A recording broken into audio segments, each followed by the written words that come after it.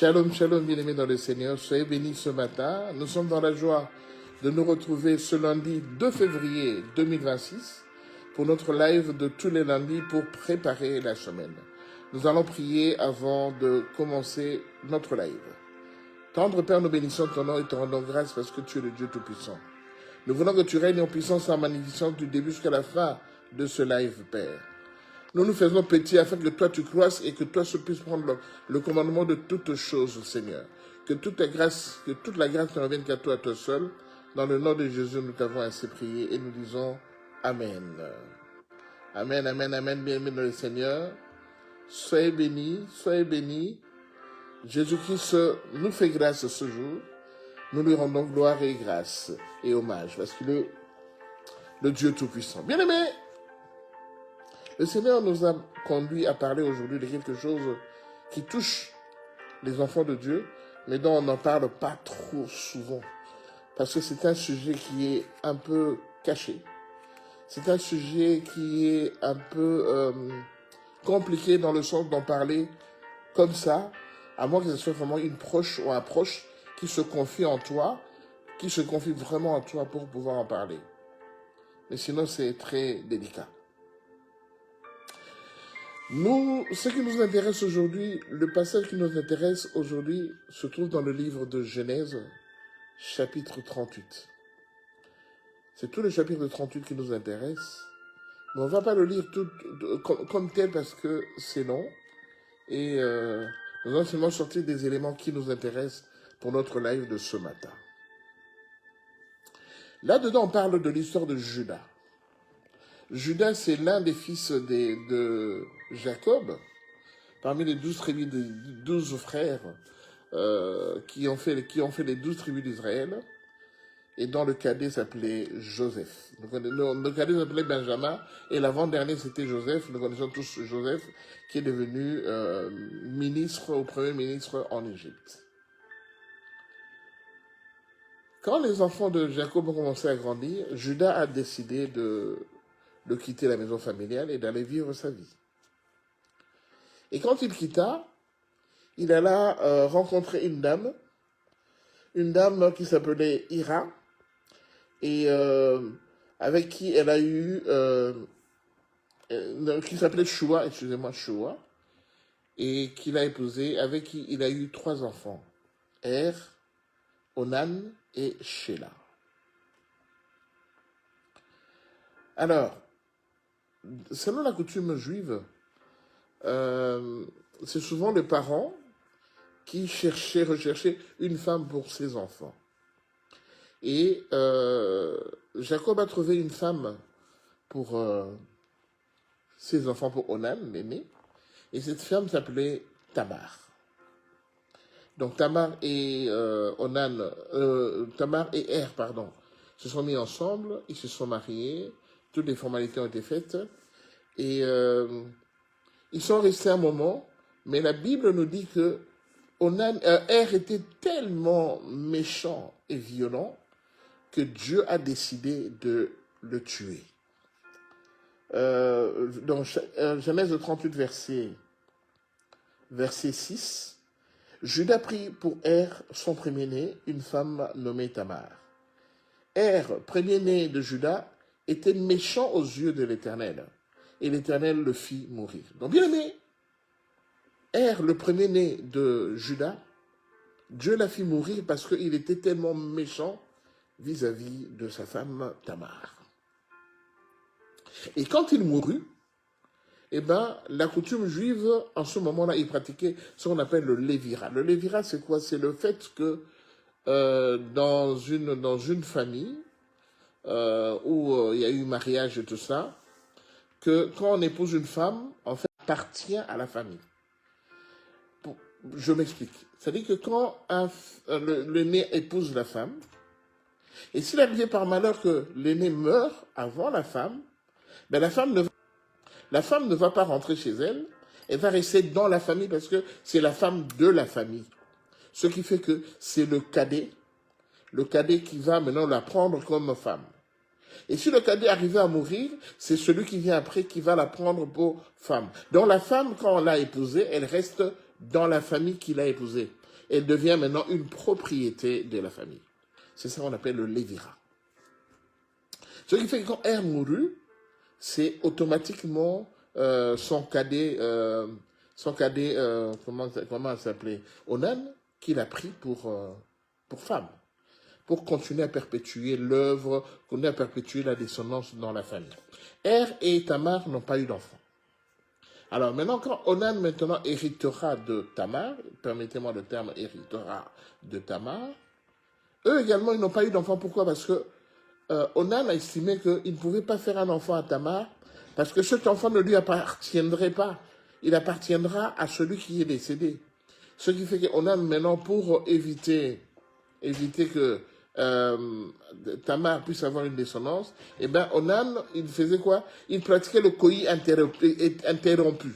Le coït interrompu, c'est le fait qu'en fait, l'homme se suit, au lieu d'aller vers sa femme, il se suit quand il est prêt à accomplir l'acte sexuel.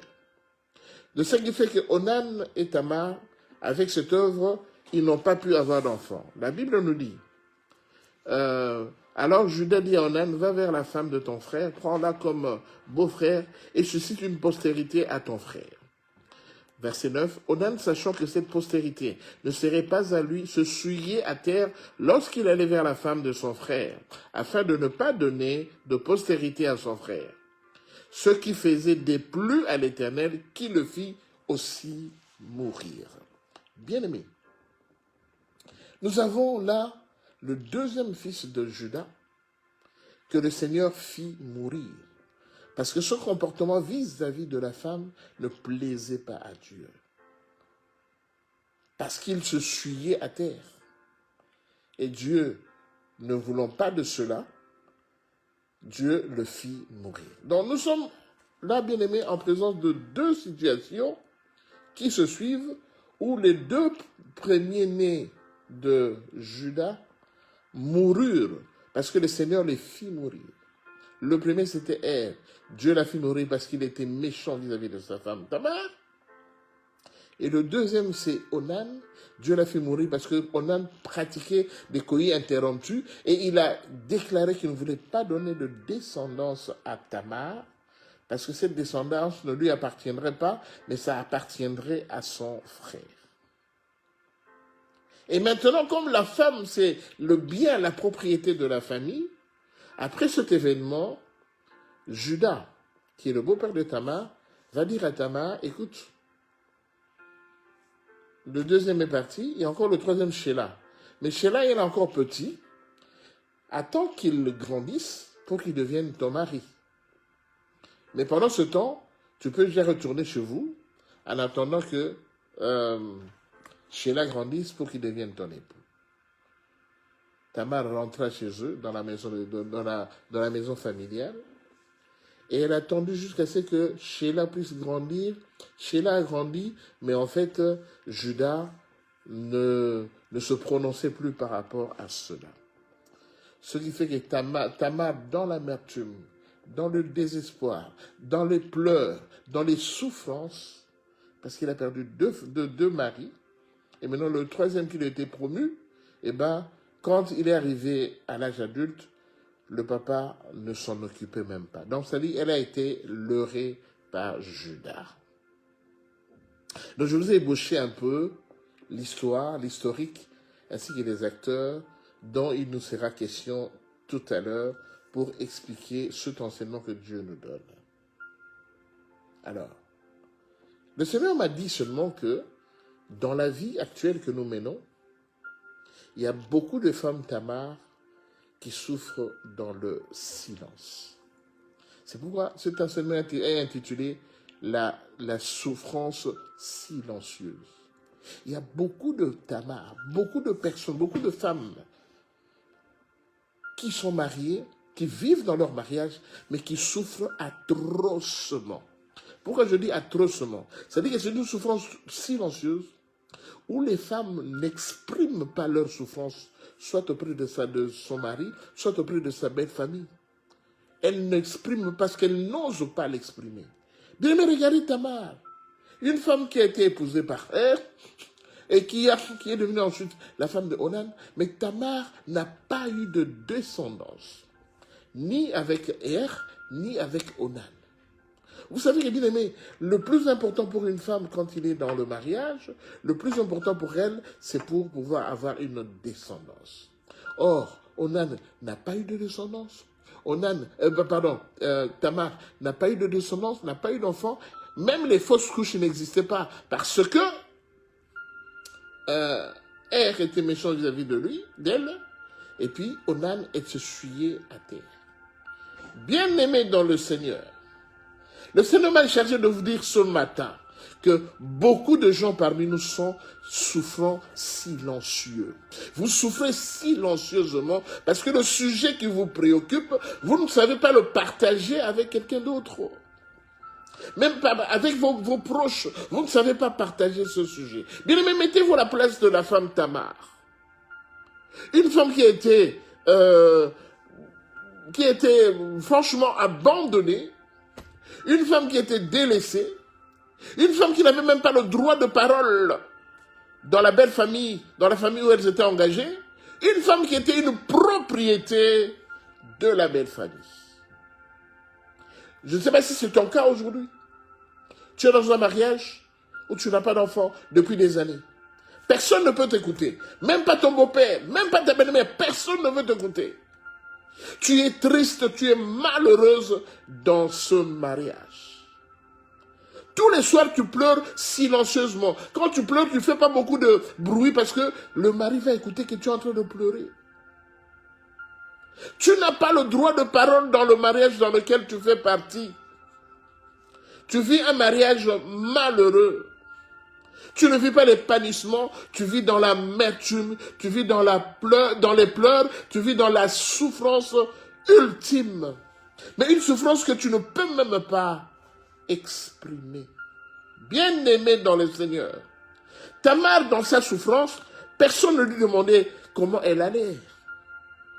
Même pas Judas, son beau-père.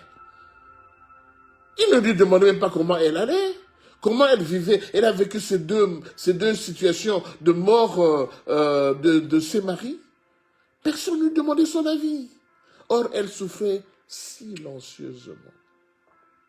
Vous savez, l'apôtre Paul a dit, pourquoi ce malheur m'arrive-t-il? Pourquoi je suis misérable de moi? Qui me délivrera de cette souffrance? L'apôtre Jérémie a dit, Seigneur, ma souffrance est-elle continuelle? Elle est continuelle, ma souffrance. Pourquoi, Seigneur, tu me laisses souffrir? Parce que ma souffrance, elle est continuelle. Bien aimé, il y a des gens qui ont des souffrances continuelles dans leur vie, dans leur foyer, dans leurs entreprises, dans leur vie de tous les jours. Ce sont des personnes qu'on appelle aujourd'hui des Tamar. Tamar, elle souffrait, mais elle a gardé cette souffrance en elle. Bien aimé, vous savez, si tu as l'habitude de garder les choses dans ton cœur, un beau jour, tu vas les ressortir, mais peut-être d'une façon méchante, et les gens ne vont pas te reconnaître ce jour-là. Les personnes rancunières, ce sont des gens qui gardent, qui amassent des problèmes dans leur cœur, qui amassent. Quand tu lui demandes son avis, il dit toujours oui. Quand tu lui demandes son aide, il dit toujours oui. Ils ne disent jamais non, mais ils amassent des quantités de problèmes dans leur cœur. Et le jour où le cœur est rempli, eh bien, il faudrait que ça sorte. Et cela va sortir d'une façon méchante. Ça, c'est les personnes rancunières. Mais il y a des personnes aussi qui amassent des problèmes dans leur cœur, mais ils ne sont pas rancuniers, mais ils souffrent. Ils souffrent. Ils ont une souffrance silencieuse parce qu'ils ne peuvent pas en parler. Dans le cœur, ça tumulte, il y a des tumultes, bien aimés, des problèmes se cognent dans son cœur. C'est tellement rempli dans son cœur. Mais comme elle ne peut pas en parler, elle souffre parce que le mouvement de tous ces problèmes-là lui font mal au cœur. Il y a des gens qui disent qu'ils ont mal au cœur, ils ont mal à l'estomac. C'est parce qu'ils sont habitués à emmagasiner des problèmes dans leur cœur, dans leur estomac. C'est pourquoi ils souffrent physiquement. Pas moralement, mais physiquement. Bien-aimé dans le Seigneur. Aujourd'hui, le Seigneur veut parler à une femme Tamar. Aujourd'hui, le Seigneur veut parler à un homme Tamar, parce que les hommes Tamar, ça existe également. Un homme qui emmagasine toujours des problèmes dans son cœur. Un homme qui ne sait pas s'exprimer devant sa femme. Un homme qui ne sait pas partager avec sa femme les souffrances qu'il endure. Un homme qui n'est pas accepté par la famille de la femme. Un homme qui n'a pas le droit de parler à son beau-père, parce que son beau-père n'a jamais voulu de lui. Quand il a pris leur fille, souvent quand il a pris leur fille d'une façon, ou bien il l'a engrossée, il n'a pas donné de dot, il n'a pas honoré la fille. La plupart des beaux-parents détestent, excusez-moi le terme, détestent leur beau-fils. Parce qu'ils n'ont pas honoré leur fille. Bien aimé, aujourd'hui dans le monde actuel, il y a beaucoup de gens qui souffrent silencieusement. Imaginez-vous un enfant qui est dans une maison.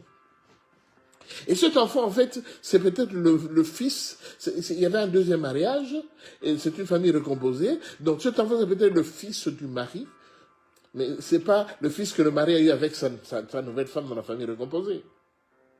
Et souvent, le mari part au travail. C'est la femme qui reste avec tous les enfants à la maison. Et bien souvent, ces enfants-là sont maltraités par leur marâtre parce qu'ils ne les supportent pas, ils ne les acceptent pas. Et cet enfant-là, il va crier auprès de qui? La marâtre lui dit, si tu le dis à ton père, tu vas voir ce que je vais faire sur toi. Et ils ne savent pas en parler à papa. Ces enfants souffrent silencieusement. Bien aimé, la souffrance silencieuse est très dangereuse. Tamar, on lui avait promis que c'est Sheila qui deviendrait son mari. Mais quand Sheila a grandi, Judas ne s'en occupait même pas. Tamar attendait que Judas se prononce pour Sheila. Rien du tout. Bien aimé, ça n'a fait que accentuer l'amertume dans le cœur de Tamar. La souffrance silencieuse. Bien aimé, la souffrance silencieuse, c'est très dangereux. Vous voyez même dans les films que nous regardons, bien aimé, quelqu'un qui souffre silencieusement comme ça, un beau jour, il va exploser et il va faire justice sur lui-même. Et les gens sont souvent étonnés, ils disent, mais ce monsieur, c'est un monsieur calme, très gentil, qui dit bonjour à tout le monde et tout ça. Mais le jour où la personne commet un crime, les gens sont étonnés parce qu'il a gardé les choses pendant longtemps dans son cœur. Et il s'est vengé ce jour-là. Bien aimé, ayez l'habitude de parler de vos problèmes. Ne gardez pas les problèmes dans le cœur parce que ça va vous faire mal au cœur et ça va vous pousser un jour à vous comporter d'une façon où personne ne vous comprendra. Bien aimé, Tamar a souffert. Elle a souffert pendant longtemps. Et la troisième possibilité pour Sheila n'est pas arrivée parce qu'on l'a abandonnée, on l'a délaissée par Judas. Et Tamar, dans son fort intérieur, dans sa famille, Tamar continue à souffrir. Vous savez, quand on se marie, quand on quitte la maison familiale, on va au mariage. On ne quitte pas la maison pour revenir de nouveau. On ne va pas au mariage pour revenir de nouveau à la maison familiale. Bien, mais si tu es parti à un mariage, et que le mariage, il y a eu des problèmes dans le mariage, tout ça, tu n'as pas été appelé à revenir à la maison. Mais il y a des gens parmi nous qui sont revenus dans leur maison parce que le mariage n'a pas tenu. Que ce soit des hommes, que ce soit des femmes. Et ça, on en parlera, peut-être si le Seigneur le veut bien, le vendredi prochain. On parlera des lits. Je ne vous dis pas plus. Donc, Tamar a beaucoup souffert.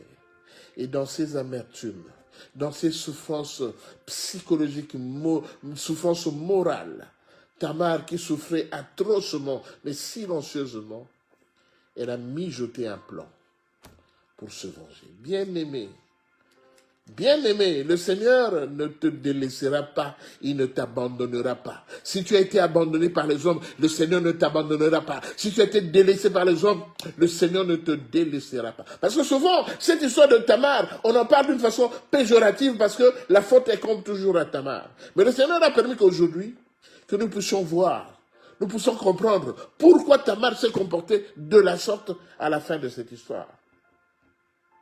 Le Seigneur a permis de nous donner cet enseignement pour que nous puissions comprendre que Tamar n'a pas toujours été mauvaise. Parce que si on va au tribunal et qu'on essaie de juger Tamar, vous allez voir que Tamar aura raison par rapport à l'acte qu'elle a posé à la fin de cette histoire. Qu'est-ce qu'elle a posé comme acte? Dans la souffrance, dans la douleur, elle a réussi. Elle s'est dit, je dois absolument avoir ce monsieur. Je dois absolument avoir Judas. Parce que Judas est mort.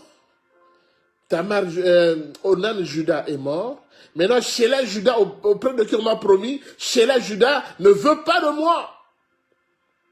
Je suis devenue une femme abandonnée, délaissée. Or, j'appartiens déjà à cette famille-là, cette famille Judas. J'appartiens à cette famille. Elle a décidé de tendre un piège à Judas. Elle a tendu un piège à Judas. Elle s'est présentée comme une femme prostituée. Judas ne l'a pas reconnue. Judas est allé auprès d'elle. Mais avant cela, il a demandé à Judas, tu ne peux pas partir comme ça, il faut me donner un symbole. Judas lui a donné son cachet, son bâton. Il lui a donné trois choses. Lui a donné son bâton, le fil qu'il a moisi et son cachet. Or, ces trois éléments représentaient réellement Judas. Le cordon, le bâton et le cachet. Ces trois éléments représentaient Judas. Et elle savait pourquoi elle avait fait ça. Bien aimée dans le Seigneur. Elle a été épousée par la famille Judas. Des fois, le Seigneur te permet d'appartenir à une famille comme Tamar. Mais quand le Seigneur te dit d'appartenir à une famille, même si tu subis des humiliations, de mauvais traitements, tu subis de l'injustice dans cette famille-là, le Seigneur t'a promis là. Parce que beaucoup de gens, dans le mariage, quand ils subissent des maltraitances, ils subissent des injustices, ces gens-là, qu'est-ce qu'ils décident finalement? Ils décident de quitter le mariage, de rentrer chez eux. Mais, dans certaines circonstances, le Seigneur t'encourage. Il te dit, c'est moi qui ai permis que tu ailles là-bas, tu vas y rester. Même si les gens te torturent, même si les gens se moquent de toi, même si tu es humilié là-bas, tu vas y rester. Parce que ma gloire va se éclater dans cette famille. Bien aimé, Judas le père, qui a été voir le papa de Tamar pour que puisse l'épouser et qu'il appartienne dans cette famille, le Seigneur permet que le même Judas, qui était l'instigateur du mariage de Tamar avec ses enfants, le même Judas qui a délaissé Tamar, qui a abandonné Tamar, le Seigneur permet que le même Judas soit la personne qui soit intéressé après toutes ces histoires, et le même Judas puisse commettre l'irréparable auprès de Tamar. Donc Tamar a eu Judas a couché avec Tamar, et quand il a couché avec Tamar une seule fois, Tamar est tombée enceinte de jumeaux. Alléluia. Je dis alléluia, certaines personnes me disent, mais il a commis l'inceste. Mais le Seigneur a permis que Tamar commette l'inceste, parce que le Seigneur, quand il a envoyé Tamar dans cette famille, c'était pour avoir une postérité. Avec il n'a pas eu de postérité. Avec Onan, il n'a pas eu de postérité. C'est pourquoi le Seigneur lui a donné 2 enfants après. Mais avec qui? Avec la personne qui était à la base de son mariage dans cette famille. Donc, Judas a couché avec Tamar. Il ne savait pas que Tamar était tombée enceinte. Et quand elle a accouché, on a demandé à Judas, mais qu'est-ce qu'on va faire de cette femme? Parce que pourquoi on a demandé à Judas? Parce que Tamar faisait partie de la famille de Judas.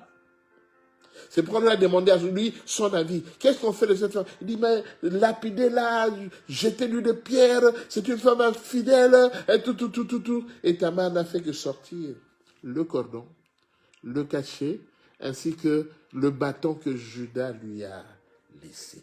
Bien aimé, pour terminer, pour couper court à cet enseignement, j'aimerais seulement vous dire ceci. Là où tu es, quelles que soient les souffrances que tu endures, ne quitte pas.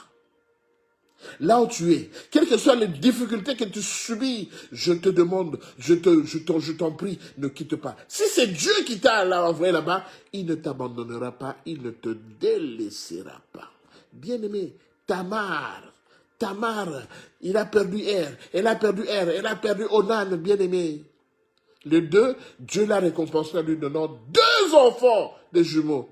Mais il les a eu comment? Avec Judas, le patriarche.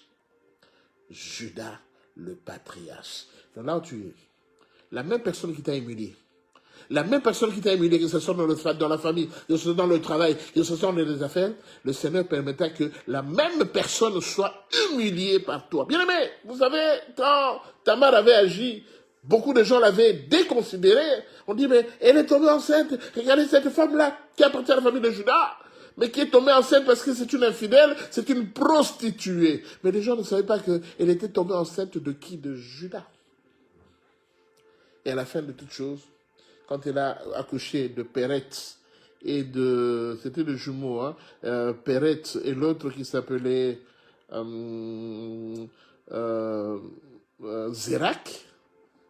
Péretz et Zérak, c'était les enfants de Judas le père, qu'il a rendu grosse. Donc c'est pour dire ceci. La situation que tu traverses, ne t'en fais pas par rapport à ça. Je sais que tu as une souffrance qui est silencieuse. Continue à élever le nom du Seigneur. Continue à adorer Jésus. Même dans ta souffrance, le Seigneur est présent. Il voit comment tu souffres. Et ce Dieu-là qui a permis que tu sois dans cette situation, ce Dieu-là va te récompenser. Bien aimé, Tamar a été récompensée par le Seigneur. Parce que le Seigneur a vu l'amertume dans laquelle vivait Tamar. Et Dieu l'a récompensée en lui donnant 2 enfants qu'il n'a pas pu avoir avec ses 2 maris décédés. Bien aimé, Dieu, il est Dieu. Dieu, il est juste. Le calcul de Dieu, ce n'est pas le calcul que nous faisons. Parce que Dieu calcule toujours juste.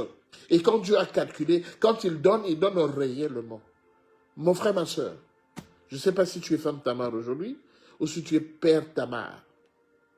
Mais j'aimerais te dire, n'abandonne pas. Adore seulement le Seigneur. Continue à adorer ce Dieu-là. Parce qu'il est merveilleux. Il est bon. Il ne va pas t'abandonner. Il est le papa des orphelins. Il est le père des affligés. Il est ce Dieu-là. Il voit comment tu es affligé. Il voit comment les gens se moquent de toi. Il voit comment la société se moque de toi. Mais ce Dieu-là ne va pas t'abandonner. Même si tu souffres silencieusement, même si avec ta souffrance, tu ne sais pas partager avec quelqu'un, demeure seulement, demeure, ce Dieu-là est merveilleux. Bien aimé, nous allons arrêter là parce que le vendredi prochain, on va continuer toujours dans l'histoire de Tamar, mais avec un autre sujet, avec une autre sagesse que le Seigneur nous a donnée. Et après cela, nous allons prier par rapport à toutes ces affaires. Parce que je suis sûr, le Seigneur m'a convaincu que les femmes Tamar, il y en a beaucoup dans le monde. Les hommes Tamar, il y en a beaucoup dans le monde, même ceux qui prient. Même parmi les chrétiens, il y a beaucoup de femmes Tamar, il y a beaucoup de hommes Tamar qui fréquentent l'église, qui sont réguliers dans les églises, mais qui souffrent silencieusement. Et avec cette souffrance, ils n'osent même pas en parler au daddy. Ils n'osent même pas en parler au pasteur. Parce que c'est tellement profond. Et vous allez voir que les hommes Tamar et les femmes Tamar, dans l'assemblée où ils appartiennent, eh ben, leur conjoint, le mari ou la femme de Tamar, ce sont des gens qui sont très actifs dans le Seigneur. Qui sont très actifs parmi les différents domaines de l'Église. Ils sont très actifs. Mais ce sont des gens qui font souffrir leurs femmes à la maison. Ce sont des femmes qui font souffrir leurs hommes à la maison. Bien aimé, ne manquez pas le vendredi prochain. Franchement, ne manquez pas. Parce que le Seigneur va encore te parler par rapport à Tamar. Je ne savais pas qu'il y avait beaucoup d'enseignements par rapport à ce passage. Et le Seigneur nous a fait grâce de pouvoir les connaître. Et nous allons essayer de partager pour que nous puissions prier après, pour que le Seigneur nous fasse grâce. Soyez bénis, bien aimés, c'était vraiment une joie de passer ce moment ensemble avec vous. Tenez bon, je sais que tu souffres silencieusement, mais le Seigneur le sait également. Tiens bon, continue à adorer le Seigneur, Parce que le Seigneur va tout le temps, va finalement venir à ton secours. Il ne t'abandonnera pas. Et le vendredi prochain, sois là. Nous allons continuer avec l'histoire de Tamar, avec une autre sagesse que le Seigneur va nous donner. Et nous allons prier après cela. Et je suis sûr que le Seigneur va nous faire du bien. Soyez bénis, passez une bonne semaine. Que la grâce et la paix du Seigneur vous accompagnent partout où vous serez. Shalom, shalom.